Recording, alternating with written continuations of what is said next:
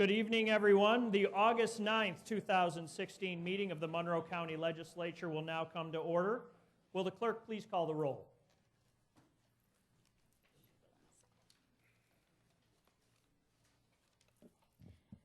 Mr. Alcoffer. Here. Mr. Ansello. Here. Mr. Baroth. Here. Ms. Boyce. Here. Mr. Brew. Here. Mrs. Brown. Here. Dr. Carbone. Here. Mrs. Conley. Here. President Daniele. Here. Mr. Delahanty. Here. Mrs. DeFlorio. Here. Mrs. Draw. Here. Mr. Felder. Here. Mr. Flagler-Mitchell. Here. Ms. Harris. Here. Mr. Hebert. Here. Mr. Howland. Here. Ms. Cayley. Here. Mr. Lightfoot. Here. Mr. Marionetti. Here. Mr. Michike. Here. Mr. Morelli. Here. Mr. Moyo. Here. Mr. Rocco. Here. Mr. Shepard. Here. Ms. Taylor. Here. Mr. Terp. Mr. Wilcox? Here. Mr. Zale? Here. Please remain seated. I'd like to introduce Rabbi Kelly Levy of Temple Brit Kodesh, who has been invited this evening by Legislator Justin Wilcox. Part of our Jewish tradition is that we say a prayer for our congregation, for our country, and for the state of Israel. And so tonight I'm honored to share with you the prayer for our country and our county from our Siddur, which is our prayer book. O guardian of life and liberty, may our nation always merit your protection. Teach us to give thanks for what we have by sharing it with those who are in need. Keep our eyes open to the wonders of creation and alert to the care of the earth. May we never be lazy in the work of peace. May we honor those who have died in defense of our ideals. Grant our leaders wisdom and forbearance. May they govern with justice and compassion. Help us all to appreciate one another and to respect the many ways that we may serve you. May our homes be safe from affliction and strife, and our country and county be sound in body and spirit. Amen.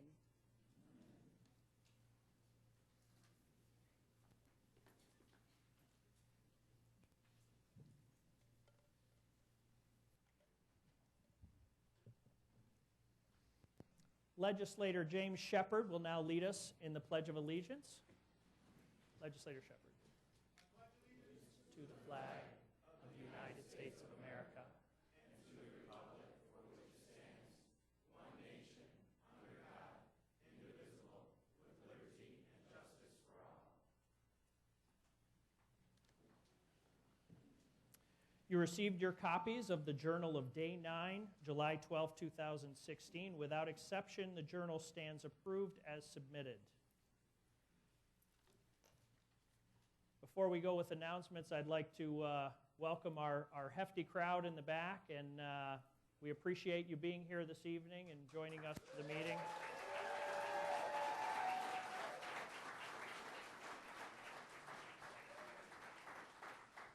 I think I speak for everybody who was here earlier. We did appreciate the playlist. We thought that was some good music, so thank you.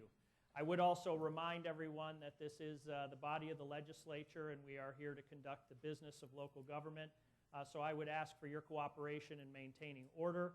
I do also see some signs back there. Normally we do not allow signs, but I don't see too many, so just please be respectful and try not to hold them up and block the view for those behind you. So thank you. With that, there is a hearing loop in place this evening to assist those who are hearing impaired. If anyone requires assistance, please inquire in the clerk's office. If you have a cellular phone, pager, or other electronic devices in your possession, I would request that you make it inaudible for the duration of the meeting. Thank you for your cooperation. Legislators, the referrals submitted to the legislature for the next committee cycle are in your folders. This evening, there are proclamations scheduled. Madam Clerk.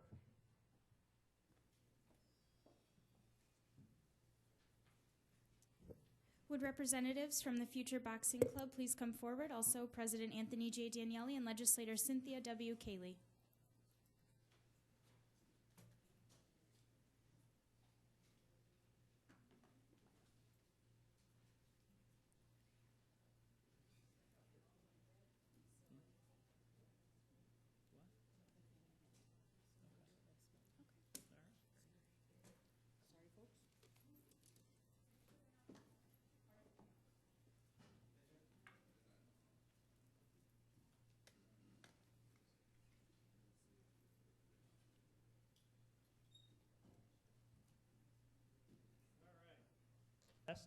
We'll catch them the next time around. We will now recess for the purposes of holding a public hearing. I declare open the public hearing on resolution number 251 of 2016, entitled Approval of the Monroe Community College's 2016 to 2017 operating budget. Affidavits of publication and posting of the notice of the hearing in the Daily Record and Rochester Business Journal have been received and are on file in the clerk's office. And there are no speakers registered for this hearing. There being no speakers for this hearing, I declare this public hearing closed and reconvene the August 9th, 2016 meeting of the Monroe County Legislature. There are also no formal committee reports scheduled for this evening. At this point, we will hold a public forum. We do have several people registered to address the legislature this evening. Madam Clerk? If you require assistance, a deputy is available to assist you in approaching the lectern. I will call 3 people forward at one time. Each speaker will have 2 minutes in which to address the legislature, and kindly conclude your remarks when the timer sounds and exit through the back of the chambers. Thank you for your cooperation. Our first 3 speakers are Joanne Sassa, Flo Trippi, and Reverend Peter Peters.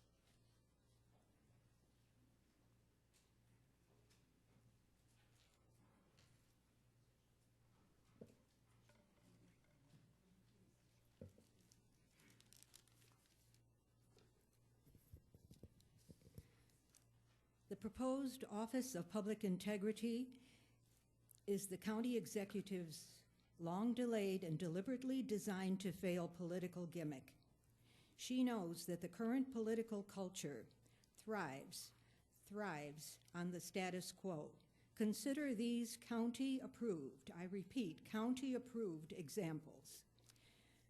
The Lady County legislator from Parrington, charged with investigating Bill Rylick's I-Square smear, didn't even give the man a slap on the wrist.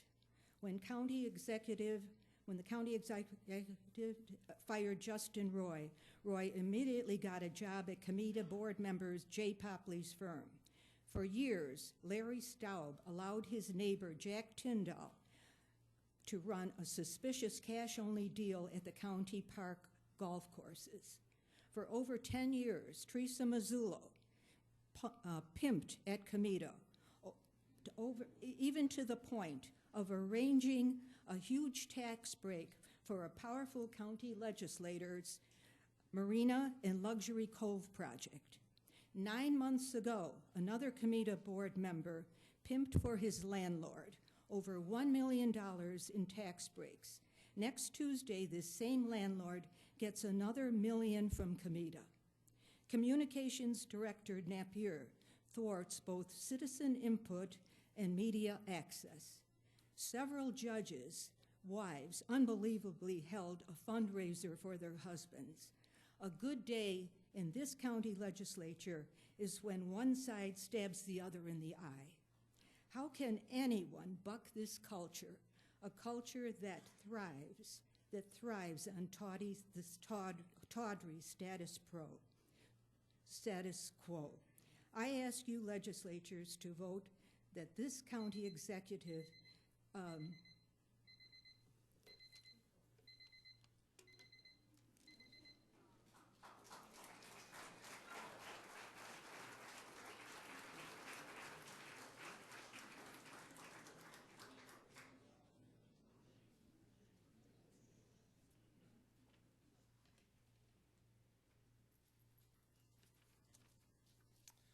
Good evening.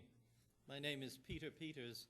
I'm a retired Episcopal priest and have lived in this county for the past 24 years. I'm here tonight to speak on behalf of the younger children of our county. I am sure that you are well aware of the critical stages of a child's development during his first 5 years of their lives. Quality childcare at this stage is essential to enable all children to be school-ready as they enter our public educational system. Quality childcare is expensive. In my own family, there are young parents working at good-paying jobs, but who cannot afford the current rates of quality childcare in our county. One can only imagine the difficulty faced by those families whose income is much lower. Tori, the daughter of one of my friends, has a 6-year-old daughter. She works full-time at McDonald's. She is paid the minimum wage. After rent, utilities, food, transportation, and clothing, there is not much left. Currently, she is receiving current childcare support for the summer. Her ambition is to become a certified nurse. Without some guarantee of future childcare, this hope may not be realized.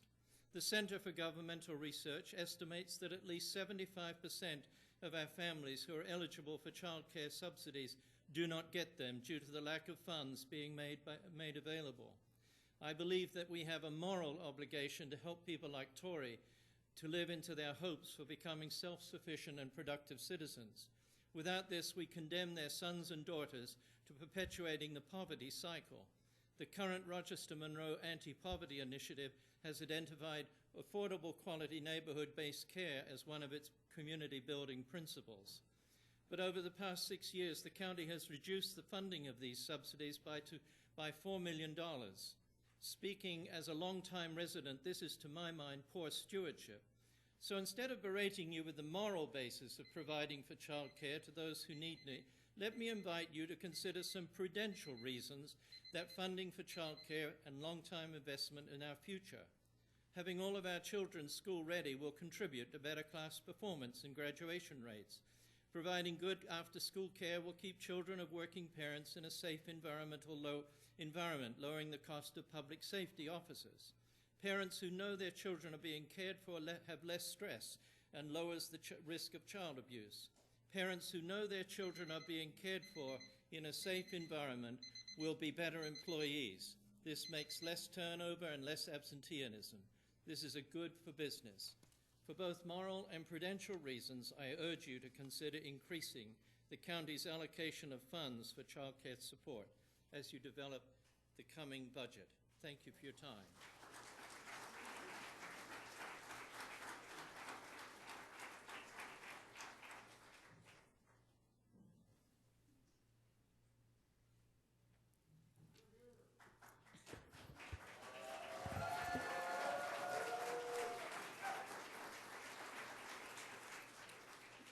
Good evening, everyone. My name is Flo Trippi, and I live in the town of Greece. I proudly serve as the Western Region President of CSEA. I am also, I know you can't believe this, a 40-year employee of this great county. I am here to speak to you tonight about a tremendously dedicated workforce. CSEA represents approximately 1,800 employees who work for Monroe County. They provide a multitude of services to this community. They work in parks, environmental services, health and human services, probation, DMV, county clerk's office, and Monroe Community Hospital, just to name a few. We are taxpayers and residents of this community. In the past 11 years, county workers have given concessions, have paid more for health insurance, and only received a 2% salary increase in all that time. Even with our due diligence and our willingness to accept concessions for the benefit of the common good, we have received nothing in return. Actually, we have received something that we didn't deserve. No respect and a county not willing to negotiate in good faith. Don't take my word. Don't take my word, ask the other county workers in Monroe County. All but one other union is without a valid contract.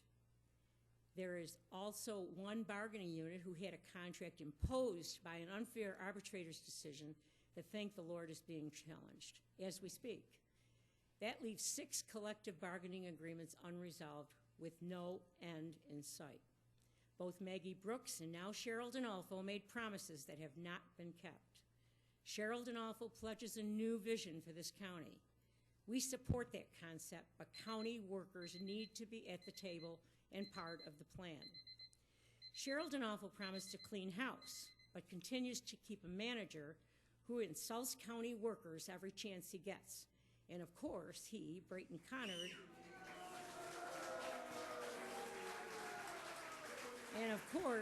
Brayton Connor does this while receiving very notable raises for a job he isn't even prepared to do. We need problem solvers in this county, not bomb throwers. When workers do have the resources necessary to be successful on the job and in life, everyone suffers. Public services suffer. This is a community-wide issue and has to be remedied now. Our request is simple. Please stop the delay tactics, come to the table, and negotiate a fair contract. For several years, the county negotiators and Harris Beach Law Firm have demonstrated a blatant disregard for the value and skills of county workers. This behavior is shameful and not worthy of our community. We need elected officials and a senior management team who understand the distinction between governing and politics. Workers want a contract, and we want one now. Monroe County is broken, and we need to fix it. Our vital public services are at risk. We can do better. We must do better. We must demand more from our county administration and from you, our county lawmakers. We have to hold ourselves accountable, and that is why we are here tonight. Ladies and gentlemen, we need action. Ma'am, please conclude. I am concluding, sir, in a minute. If you see yourself as a problem solver, then let's get to work and move our county forward. On behalf of all CSEA workers and all the residents of Monroe County, let's get back to doing the people's business. Thank you for this opportunity to speak with you this evening.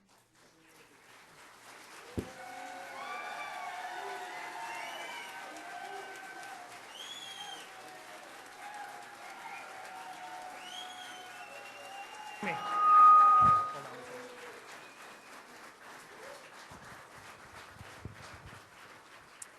Our next three speakers are Jim D'Amico, Bess Watts, and Tom Birdsall. I would like to remind everyone that I am trying to be lenient with the length of time that we're allowing speakers to speak. I would ask that you please not interrupt the speakers, whether it be on a positive or a negative note. If you'd like to do a quick applause at the end of the speech, I will allow that, but please do not interrupt the speakers so that we can pay attention to what they have to say, and I can be liberal on allowing them to speak. Thank you.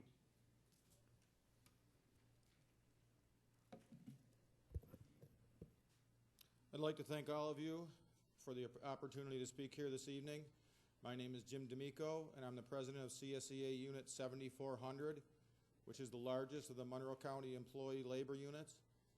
These are my brothers and sisters, all came to support us. I wanted to speak tonight about who we are and what we do for this community.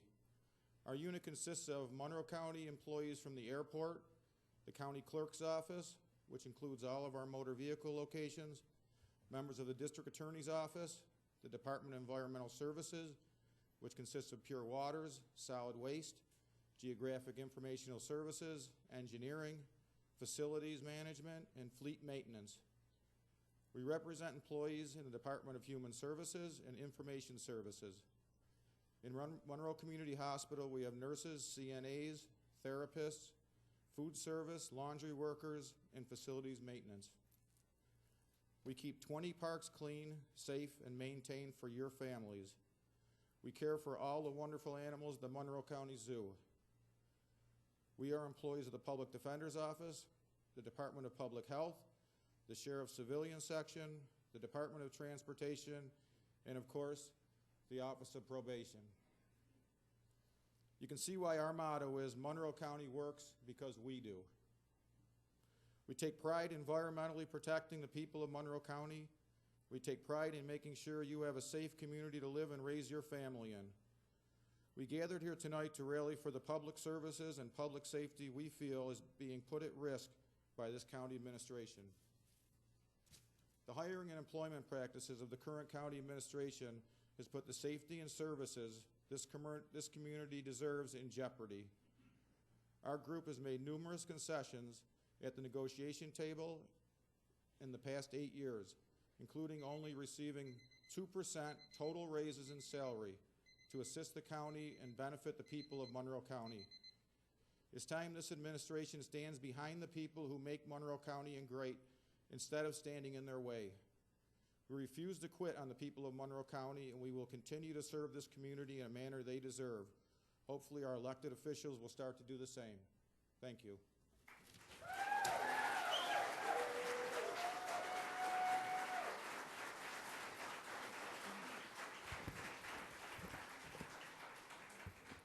Flo's been here. Okay, let's go. Good evening. My name is Bess Watts, President of Monroe County CSEA Local 828. For 50 years, CSEA has represented the county workers to ensure that they are fairly compensated for the valuable services they provide the public. For most of those years, the relationship between labor and the elected county administration was positive and respectful, and led to smoothly negotiated contracts quickly put in place so workers and management could resume their focus on the work they do. Today, however, the culture is adversarial toward dedicated, skilled employees, and contract negotiations drag on for years. Who benefits from the years of wasted effort? Not workers, not managers, not the public in need of services. Only the outsourced legal consultants, the high-priced private law firm Harris Beach, who benefit from every billable hour they spend thwarting a fair contract settlement. For several years, these negotiators have demonstrated a disdain for the value and skill of professional and paraprofessional workers who are employed by Monroe County.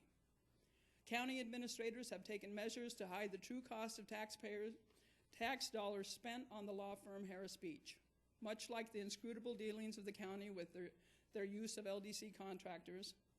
The county employs lack of transparency and accounting obfuscation. When one questions the true cost and value of outsourcing legal work that well-staffed internal county legal departments could do.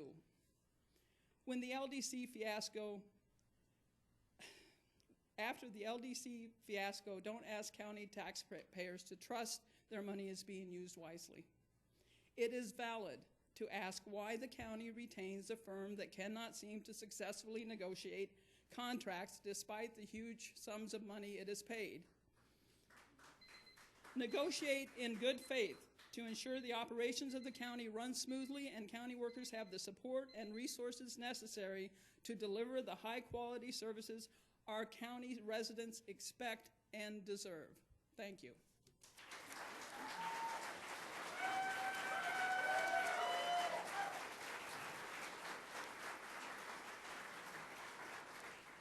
Hi, good evening. My name is Tom Birdsall. A little bit of background. I've been employed with Monroe County for the past 29 years, almost 30 now.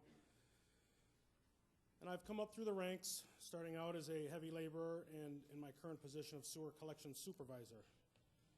I'm here tonight to ask the Legislative Board, Human Resources Director, and the County Executive to please consider a pay increase for myself and my coworkers. We are a close collective group of individuals who provide a service to you and the rest of Monroe County in the area of sewer collection. It's not the most glorified job, but it's important, and I do enjoy what I do, and I appreciate what I've been given so far. This collective group of individuals I spoke of, we work in the heat, the cold, the rain, the snow, the wind, undesirable neighborhoods, day and night. We have had shots fired over our head. We have been shot at on Brewer Street. We have been robbed at gunpoint, Central Avenue. We have been hit in the back of the head with a metal pipe, DOT. I don't know the street they were on. And a serious automobile accident resulting in the loss of a leg and an arm with DOT on Pattonwood Drive. Add up all the percentage raises that I have gotten in the 29 years since November 1986, and it would not add up to the generous 20% that the M&Ps have gotten lately. Off the top of my head, I've probably had maybe 11% raises. So in closing, again, I ask to all the parties involved to please consider a sensible percentage rate wage increase for us. Please help stop the hemorrhaging of a dwindling workforce that are finding better paying jobs elsewhere in the county in the same field they were in here at Monroe County Pure Waters. Thank you very much.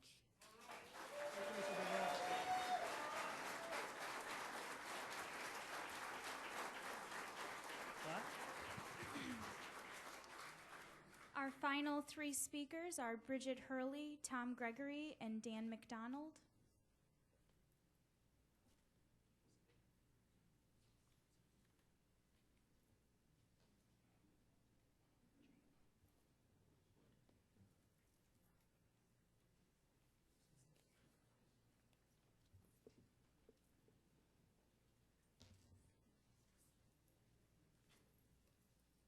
Good evening.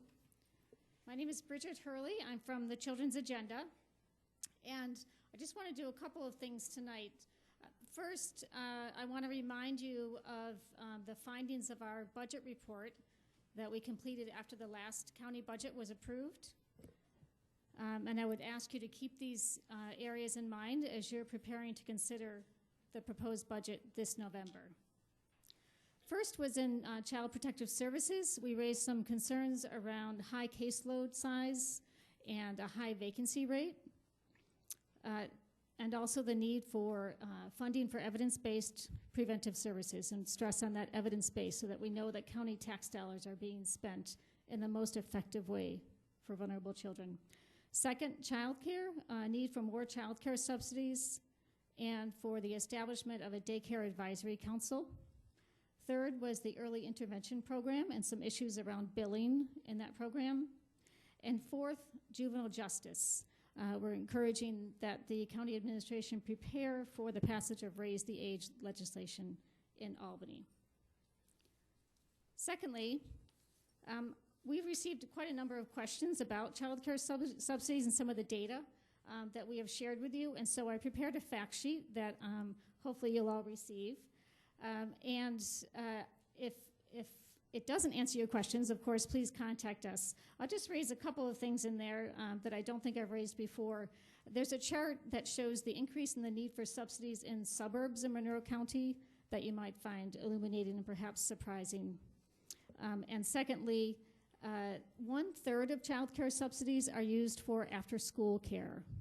So if you're concerned about public safety, then you're concerned about child care subsidies, because those are the hours where kids are most likely to be either victims of or perpetrators of violent crime.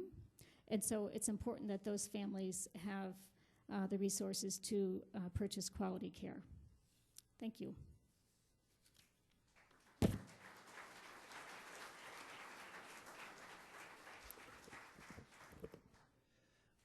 I would like to start by saying that I believe in government, and I believe in the integrity of government.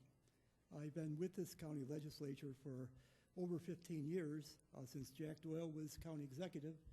And as you know, I didn't agree with you having integrity, Chief. And the reason why that is because I believe in you, and I trust you. And you've done nothing to betray my trust as far as I'm concerned. That said, I want to applaud you on your choice of Chief Moore. I'll tell you a little something about Chief Moore. When he was Chief of Police, I could access him almost readily whenever I wanted to. He was always on the street, always out amongst the people, with his men and officers. And the times that I did engage in conversation with him, a couple times over a cup of coffee and that, I found him to be a gentleman, professional, well-informed, and capable. And so I applaud you on your selection of this man as your integrity chief. That said, I'd like to move on to probably a more important topic. As you might know, I'm a union iron worker, retired. We had a business agent. His name was Norm Swanson, and what he would say to us iron workers was this: a fair day's work for a fair day's wage.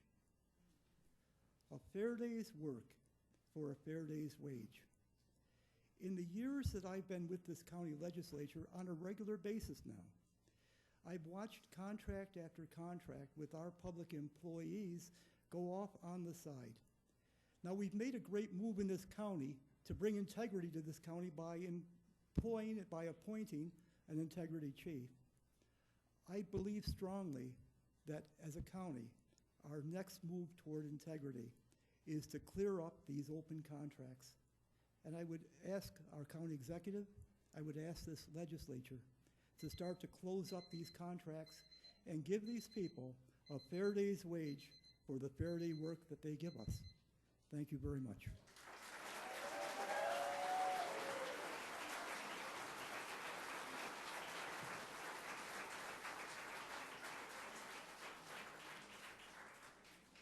First, I'd like to start that this has nothing to do about money.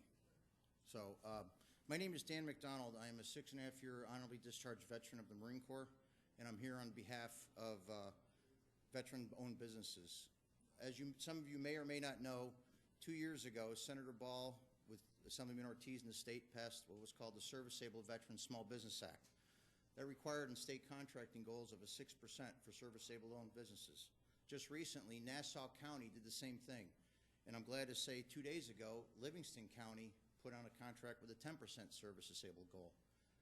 I'm sure you all know we have women and minority contracting goals, but we have nothing for our veterans and our service-disabled veterans, which, by the way, I'm sure I've got several fellow veterans in the back there, and it's the reason because we have veterans that all of you are sitting here and standing here tonight. We're not asking for any money. We're not asking for a handout. We have a lot of young men and women coming home. They're having trouble finding employment because your standard employer doesn't understand that this person needs to go to the VA hospital to get the care they need, and at certain times, because we can't just schedule an appointment. We have to go when they tell us we can get there. They want to work for our fellow veterans, and we're not asking the government to take care of us. That's already been a failure. We'll take care of our own. As we did in uniform, we'll do at home, out of uniform. All we're asking is for what's right. We've earned this. We've earned a lot of things that we don't get. We don't ask for much. We never ask for anything for nothing. All we're asking the county to do is adopt what the state has done, what Nassau County's done, apparently what Livingston County's done, what Suffolk County is about to do. It took us 14 years to get the state law passed. I think that is very much a shame. I surely hope it doesn't take Monroe County to do the same thing. Thank you very much.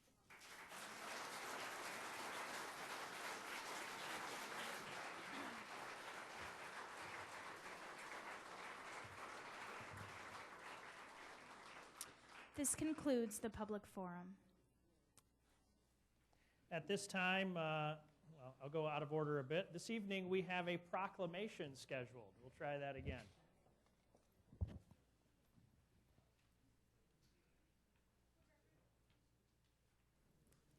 Would representatives from the Future Boxing Club please come forward? Also, President Anthony J. Daniele and Legislator Cynthia W. Cayley.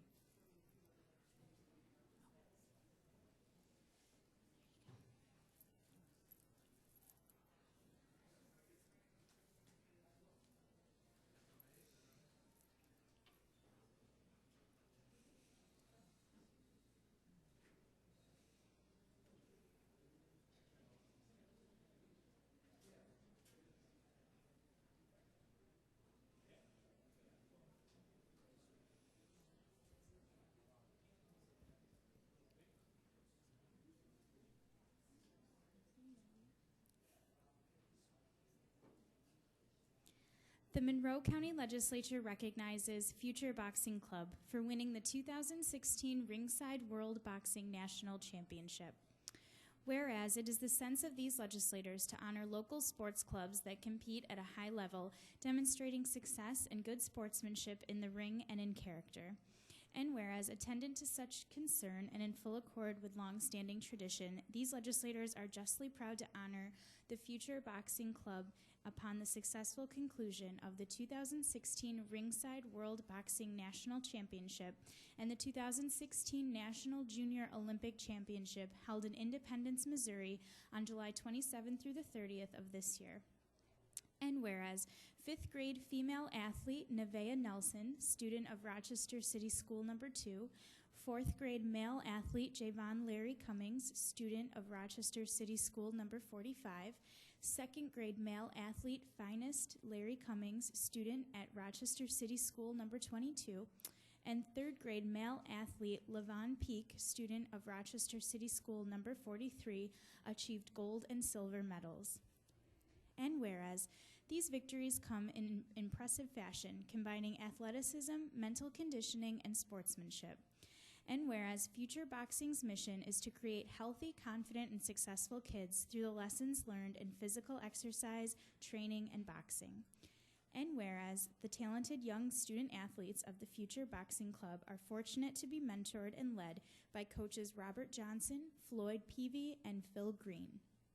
Now, therefore, let it be known that we, Anthony J. Daniele, President, and Cynthia W. Cayley, Minority Leader, do hereby honor the Future Boxing Club champions, coaches, and dedicated assistants and parents on this 9th day of August, 2016. Congratulations.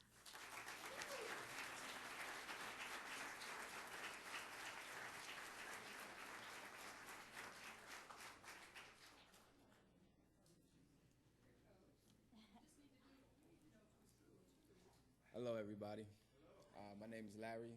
These are my 3 kids. Levon Pete couldn't make it this afternoon, but this is Finest Cummings, this is Javon Cummings, and this is Nevaeh Nelson.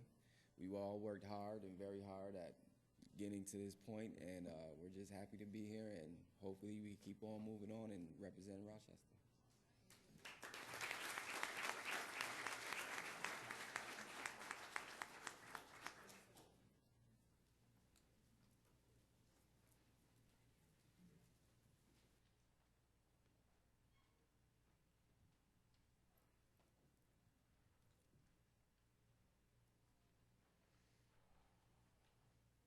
We will now proceed with the consideration of local laws. Will the clerk please read the first item on the agenda? Item number 1, referral 16-0234. Moved by Legislator Connolly, seconded by Legislator Taylor. This is for introductory purposes only. Next item. Item number 2, referral 16-0234. Moved by Legislator Connolly, seconded by Legislator Taylor. This is a tabling motion. All in favor signify by saying aye. Any opposed? Item carries. Next item. Item number 3, referral 16-0234. Moved by Legislator Connolly, seconded by Legislator Taylor. This is to set a public hearing. Is there any discussion? There being none, all those in favor signify by saying aye. Any opposed? We have 1 nay. Duly noted. We will now proceed with the consideration of motions, resolutions, and notices. Will the clerk please read the next item on the agenda? Item number 4, referral 16-0237. Moved by Legislator Turp, seconded by Legislator Draw. This is a motion to lift from the table. All in favor? Any opposed? Item carries. Next item. Item number 5, referral 16-0237. Moved by Legislator Turp, seconded by Legislator Draw. This is a motion to adopt. Is there any discussion? There being none, all those in favor signify by saying aye. Any opposed? Item carries. And for the record, I will obviously hold these votes open so they can register their votes when they come back. Yes, Legislator Muyo. Minority Leader Cayley did want to speak to that issue. I'm sorry, I was trying to confer with my colleagues as the vote was taking place, so I'm sorry. And this is on item, which item? It's MCC budget, Mr. President. Item number 5. Oh. Number 5. All right. We did already vote, so it passed, but I will ask her when she gets back, and if at the end, if she'd like to say a few words, I will welcome that, if that's okay. Next time, point of order a little faster, and I'll hold it up for you. So, next item, item number 6. Item number 6, referral 16-0218. Moved by Legislator Connolly, seconded by Legislator Taylor. This is to adopt. Is there any discussion? There being none, all those in favor signify by saying aye. Any opposed? Item carries. Next item. Item number 7, referral 16-0219. Moved by Legislator DeFlorio, seconded by Legislator Draw. This is to adopt. Is there any discussion? There being none, all those in favor signify by saying aye. Any opposed? Item carries. Next item. Item number 8, referral 16-0220. Moved by Legislator DeFlorio, seconded by Legislator Draw. Again, to adopt. Is there any discussion? There being none, all those in favor signify by saying aye. Any opposed? Item carries. Next item. Item number 9, referral 16-0221. Moved by legislator DeFlorio, seconded by legislator Draw. Again, to adopt. Is there any discussion? There being none, all those in favor signify by saying aye. Any opposed? Item carries. Next item. Item number 10, referral 16-0222. Moved by legislator Michike, seconded by legislator Draw. Again, to adopt. Is there any discussion? There being none, all those in favor signify by saying aye. Any opposed? Item carries. Next item. Item number 11, referral 16-0223. Moved by legislator Michike, seconded by legislator Draw. This is to adopt. Is there any discussion? There being none, all those in favor signify by saying aye. Any opposed? Item carries. Next item. Item number 12, referral 16-0224. Moved by legislator Zale, seconded by legislators Michike and Draw. This is to adopt. Is there any discussion? There being none, all those in favor signify by saying aye. Any opposed? Item carries. Next item. Item number 13, referral 16-0225. Moved by legislator Michike, seconded by legislator Draw. This is to adopt. Is there any discussion? There being none, all those in favor signify by saying aye. Any opposed? Item carries. Next item. Item number 14, referral 16-0226. Moved by legislator Michike, seconded by legislator Draw. This is to adopt. Is there any discussion? There being none, all those in favor signify by saying aye. Any opposed? Item carries. Next item. Item number 15, referral 16-0227. Moved by legislator Boyce, seconded by legislator Draw. This is to adopt. Is there any discussion? There being none, all those in favor signify by saying aye. Any opposed? Item carries. Next item. Item number 16, referral 16-0228. Moved by legislator Taylor, seconded by legislator Draw. This is to adopt. Is there any discussion? There being none, all those in favor signify by saying aye. Any opposed? Item carries. Next item. Item number 17, referral 16-0229. Moved by legislator Taylor, seconded by legislator Draw. Is there any discussion? There being none, all those in favor signify by saying aye. Any opposed? Item carries. Next item. Item number 18, referral 16-0230. Moved by legislator Taylor, seconded by legislator Draw. Is there any discussion? There being none, all those all in favor signify by saying aye. Any opposed? Item carries. Next item. Item number 19, referral 16-0231. Moved by legislator Taylor, seconded by legislator Draw. Is there any discussion? There being none, all those in favor signify by saying aye.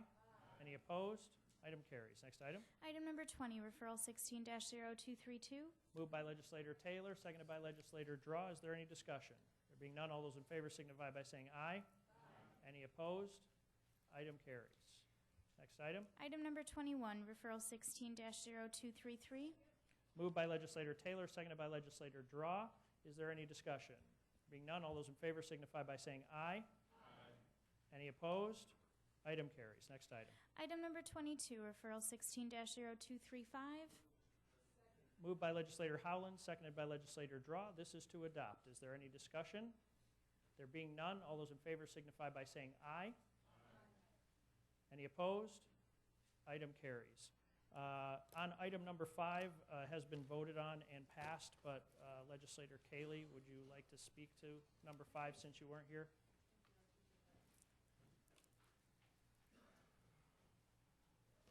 Mr. President, I rise to explain my vote for the MCC budget, and this is after a great deal of consideration that I will be registering a vote in the negative for the budget. And MCC has had a long, prestigious, and valuable history of service in Monroe County. And while most times it's referred to as a mandated service, I will remind everyone that MCC was adopted and it was an opt-in situation with New York State. And Monroe County, to its credit, willingly opted in to the offering of MCC as an educational service in Monroe County. There was also a formula in funding that has yet to be made whole by either the state or Monroe County. And I feel that in light of the increase in tuition that I cannot support the budget at this time.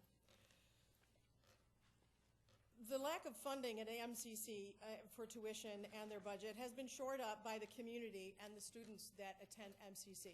And in my opinion, it is the unbalanced approach of charging the entities that have more students at MCC than other governmental areas that bothers me the most. The programs that are offered are excellent, and I can't say that enough. I hold Dr. Kress and the administration there, the teachers there, and everyone that's involved at MCC in the highest regard. But this past tuition increase has been something that I consider to be remediated or able to be mitigated by Monroe County holding itself to the agreed upon percentage that we should be. Unfortunately, we are still charging back the communities that have the majority of students that go to MCC, which creates a problem, Rochester being one of them. MCC offers the opportunity for people to rise out of poverty, for people that are working poor to rise above that, but with an increase in tuition, to the extent that it has, it makes that doubly more difficult. I'd like the county finally to look again at the chargeback formula and consider it to be something that is offered to the entire county, not just to those that choose to use it. It is there for anyone to go to. The cost of MCC should be shared equally around the county, and I believe that it's time for that change to be made. So whereas I am not voting for this budget, I am voting for MCC, but not for this budget. We need to make changes, and it needs to happen now if we're going to get people into jobs, good-paying jobs, people in low-paying jobs to better-paying jobs. But we cannot do it if we constantly charge back where they live more than other people who don't go there. It is an institution for the entire county. The entire county should bear the responsibility. Thank you. Thank you, Legislator Cayley. Reminder, Legislator Cayley, Harris, Flagler, Mitchell, and Morelli, I believe you may have missed a vote because you were out there. Please register your votes before you leave in the next 10 or 15 minutes because you missed some votes on the first, I believe, 5 items. Check with the clerk before you go, please. There being no further business, Legislator Marianetti. Thank you, Mr. President. We stand adjourned until 6 p.m. Tuesday, September 13, 2016. Thank you.